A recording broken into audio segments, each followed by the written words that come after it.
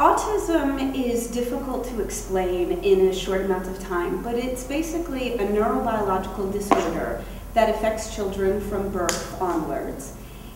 We still don't know what causes autism, but what we do know is that it's not caused by any parenting techniques. It's not caused by something that a child can help. It's definitely something in the biology, the genetics, the neurology, the brain makeup of the child that causes them to have the symptoms of autism.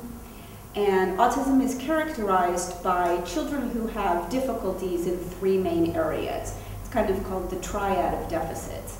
And that is, children with autism have difficulty either beginning to speak, so they start to speak later than typically developing children, or when they do develop language, it's unusual language. It's very repetitive. It's what we call echolalic, just saying the same thing over and over again. So children have difficulty in their language. Children have difficulty in the development of their social skills.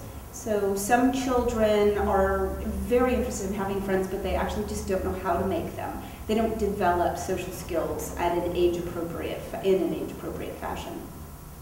And other children seem to have less interest in actually socializing, and they prefer to be alone, and they enjoy playing by themselves and have a very difficult time integrating with other children. So you have a language deficit, a social deficit, and then all of the children have what's referred to as a limited behavioral repertoire, which implies that they have difficulty learning how to play, playing with toys functionally. They like to do the same thing over and over again, so they might be interested in, let's say, just lining up all of their toy cars, but not really playing with the cars, not developing a theme with their cars. Or they have very rigid eating patterns, they have very rigid thinking patterns.